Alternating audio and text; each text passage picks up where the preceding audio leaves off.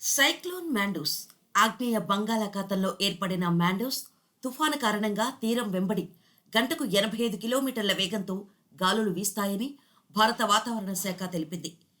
తమిళనాడు, పుదుచ్చేరి, ఆంధ్రప్రదేశ్ రాష్ట్రాలకు IMD red alert జారీ చేసింది. ఈ తుఫాను ప్రస్తుతం గంటకు 14 కిలోమీటర్ల వేగంతో ఉత్తర వాయువ్య దిశగా కదులుతోందని తెలిపింది.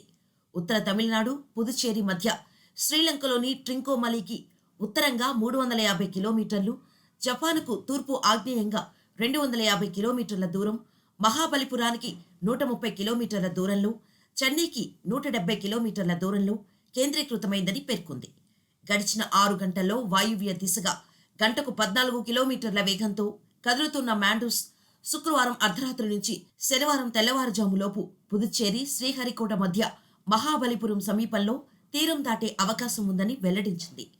తుఫాను తీరం దాటే సమయంలో 65 నుంచి 85 కిలోమీటర్ల వేగంతో బలమైన ఈదురుగాలులు వీచే అవకాశం ఉందని పేర్కొంది.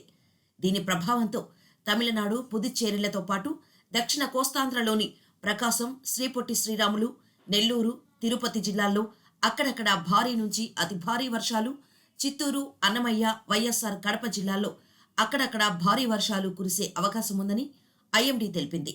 మత్స్యకారులు వేటకు వెళ్లవద్దని, ప్రజలు అప్రమత్తంగా ఉండాలని సూచించింది. శుక్రవారం మధ్యాహ్నానికి తీవ్ర తుఫాను నుంచి తుఫానుగా మారిన మాండోస్ శనివారం ఉదయానికి తీవ్ర వాయుగుండంగా మారే అవకాశం ఉందని అంచనా వేసింది. తమిళనాడులో మోస్తారు నుంచి భారీ వర్షాలు కురుస్తాయని ఐఎండీ తెలిపింది. ఐఎండీ హెచ్చరికలతో ఆంధ్రప్రదేశ్, తమిళనాడు, పుదుచ్చేరి ప్రభుత్వాలు అప్రమత్తమయ్యాయి. కావేరీ డెల్టా ప్రాంతంలోని నాగపట్నం, తంజావూరు, చెన్నై, దాని పొరుగున ఉన్న 3 జిల్లాలు, కడలూరుతో సహా 10 జిల్లాల్లో జాతీయ విపత్తు ప్రతిస్పందన దళం, స్టేట్ ఫోర్స్ నుంచి దాదాపు 400 మంది సిబ్బందితో కూడిన 12 బృందాలను మోహరించినట్టు తమిళనాడు ప్రభుత్వం తెలిపింది. శుక్రవారం విద్యాసంస్థలకు సెలవు ప్రకటించారు. మొత్తం 24 జిల్లాల్లో స్కూల్స్, కాలేజీలను మూసివేశారు. చెన్నై నుంచి వెళ్లాల్సిన 15 విమాన సర్వీసులను రద్దు చేశారు. ఇప్పటికే తమిళనాడు రాష్ట్రంలో మాండూస్ ప్రభావం కనిపిస్తోంది. తమిళనాడు లోతట్టు జిల్లాల్లో తేలికపాటి నుంచి మోస్తారు వర్షాలు కురుస్తున్నాయి. కడలూరుకు సమీపంలో సముద్రంలో చిక్కుకున్న 3 కోస్టార్డ్ అడ్వాన్స్డ్ లైట్ హెలికాప్టర్ ద్వారా రక్షించారు.